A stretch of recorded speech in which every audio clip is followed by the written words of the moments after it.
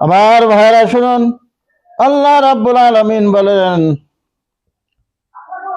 ওয়া কুল্লা শাইইন আহসাইনাহু কিতাবা, যে মানুষ যা কিছু দুনিয়াত করতেছে, দুনিয়ার যা কিছু হাতের দ্বারা, পাওয়ার দ্বারা, অঙ্গের দ্বারা করতেছে, সব কিছু আল্লাহ পাক রব্বুল ইজ্জত লিপিবদ্ধ করে রেখেছেন। আর এইটা থেকে তুমি ছুটবার কোনো রাস্তা নাই। ফাযুকু ফালান নাজিদাকুম ইল্লা আযাবা। আর সেই জাহান্নামে তাকে দেওয়ার পরে বলবে, ফাযুকু, তুমি চাকো, পিপাসা পান করো, তুমি চাকো জাহান্নামের স্বাদ। ফালান নাজিদাকুম ইল্লা আযাবা, তাদের জন্য অন্য কিচ্ছু বেশি করা হবে না, একমাত্র আযাবই আযাব, আযাব তাদের জন্য খুব বেশি করা হবে, সেটা হলো জাহান্নাম।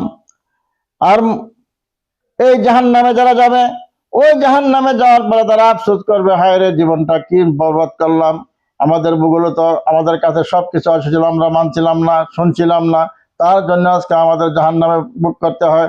সেই জাহান্নামের সমস্ত কারুকার্য থেকে আফসোস করবে, সেই সময় আফসোস করার কোনো লাভ নাই। আল্লাহ বলেন, যদি তোমার আফসোস করার আছে তাহলে তুমি দুনিয়াতে কামানি করো, কিন্তু মরার পরে জাহান্নামে দেওয়ার পরে আফসোস করলে কোনো লাভ হবে না।